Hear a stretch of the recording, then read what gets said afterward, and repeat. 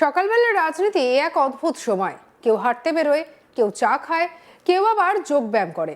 আর চুঁচুড়ার এক বিদায়ী বিধায়ক অসিত মজুমদার, তিনি নাকি এখন সকাল হলেই ছুটছেন বিরোধী দলের নেতাদের বাড়িতে। শুনতে কেমন যেন লাগে না, যেন রাজনীতির মর্নিং ওয়াক। তবে হাঁটার বদলে সরাসরি রাজনৈতিক হার্ট চেক আপ। কজন তিনবারের বিধায়ক। 2011 সালে যখন বাংলায় পালাবদল, তখন চুঁচুড়া থেকে জিতে এসেছিলেন অসিত মজুমদার। তারপর একবার নয়, দুবার নয়, টানা তিনবার। মানে লোকাল রাজনীতির মাটিতে তার শিকড় কম গভীর ছিল না। কিন্তু 2026-এ ভোটে এলো আর টিকিট গেল অন্য কারোর হাতে। রাজনীতির ভাষায় যাকে বলে আপনি ছিলেন কিন্তু এখন আপনি নেই। এখন প্রশ্ন হচ্ছে যে এই না থাকার পরে কি হঠাৎ মানবিকতার জোয়ার এলো? সকাল হলেই বিরোধীদের বাড়ি যাওয়া, অসুস্থ বিজেপি নেতাকে দেখতে যাওয়া, সিপিএম নেতার ক্যান্সারের খবর শুনে ছুটে যাওয়া, ফরওয়ার্ড ব্লকের প্রবীর রায়ের বাড়িতে গিয়ে খোঁজ নেওয়া, এসব কি হঠাৎ করে মনে পড়লো? নাকি টিকিট না পাওয়ার পর মানবিকতাটা একটু বেশি করে জেগে উঠল? অসিতবাবুর নিজের কথাতেই আছে সেই আক্ষেপ, আমরা তো চুনোপুটি লোক। কি অদ্ভুত শব্দ! তিনবারের বিধায়ক অথচ নিজেকে বলছেন চুনোপুটি। তাহলে বড় মাছ কারা? যারা টিকিট দেয়, যারা টিকিট নেয় না, যারা টিকিট কেটে দেয়। এই চুনোপুটি শব্দটাই আসলে বাংলার রাজনীতির এক বড় রসিকতা। কারণ যখন টিকিট পাওয়া যায় তখন কেউ নিজেকে চুনোপুটি বলে না, তখন সবাই নিজেকে জননেতা বলে। আর যখন টিকিট যায় তখনই বোঝা যায় আপনি আসলে কোন পুকুরের মাছ ছিলেন। আরো মজার ব্যাপার হলো, তিনি বলছেন আমি মনে করেছি খামতি নেই, ওরা মনে করেছে আমার খামতি আছে। এ যেন স্কুলের রিপোর্ট কার্ড। ছাত্র বলছে আমি তো ভালোই লিখেছি, মাস্টারমশাই বুঝতে পারেননি। কি বলছেন অসিত মজুমদার, শুনবো। জোরদার শক্তিশালী প্রার্থী হবে, তাই ওকে দিয়েছে। আমাদের অরিজিনাল লড়াই তো বিজেপির সঙ্গে, তো বিজেপিকে যে হারাতে পারবে দলনেত্রী তার কথাই ভেবেছেন, দিয়েছেন ওকে। সবাই আমরা করব। কথা হয়েছে না, আমার সাথে কিছু কথা হয়নি। কথা বলার প্রয়োজন আছে নাকি? যেখানে দিদিমণি অভিষেক সিদ্ধান্ত নিচ্ছে, এরা দলের সর্বময় কর্তা, আমরা তো চুনোপুটির লোক, আমাদের সাথে কেন কথা বলবে বলুন? কোন জায়গায় মনে হয়েছে যে আপনার খামতি ছিল এই বিধানসভা? নিশ্চয়ই খামতি আছে, খামতি না থাকলে আমাকে দেবে না কেন? আমি যেটা মনে করছি খামতি নেই, ওরা মনে করছে খামতি আছে। নিশ্চয়ই খামতি আছে, না হলে তিনবার দিল, এবার দিল না কেন? আছে, অসুবিধা নিশ্চয়ই কোথাও ছিল।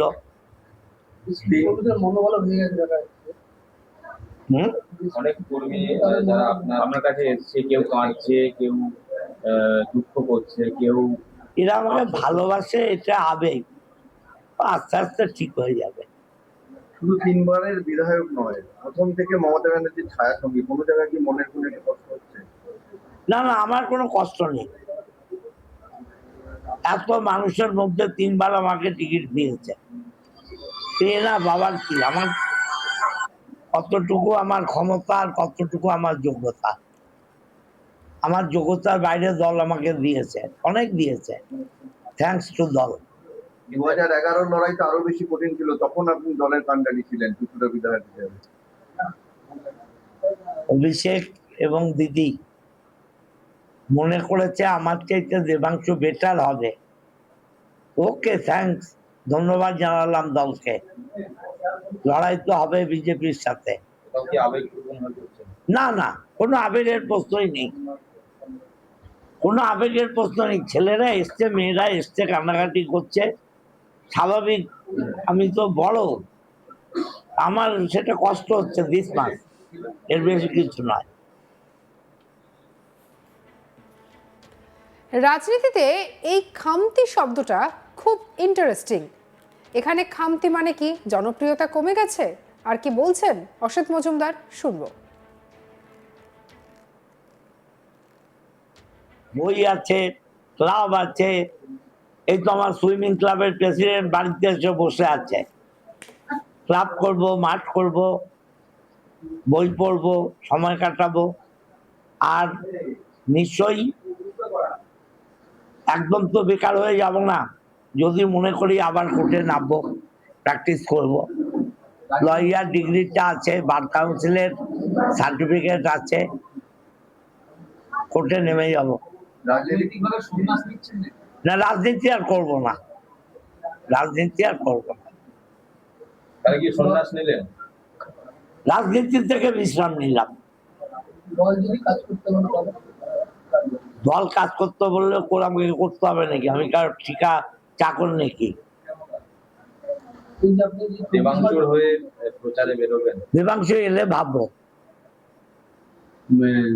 আমাদের হুগলির সাংসদ বহিরাগত, দেবাংশুও বহিরাগত, আমাদের জেলার কেউ নয়, আপনি জেলার ছিলেন, আপনাকে আচ্ছা, এটা তো দল, আমি তো দলের লোক, আমি তো নির্দল নই।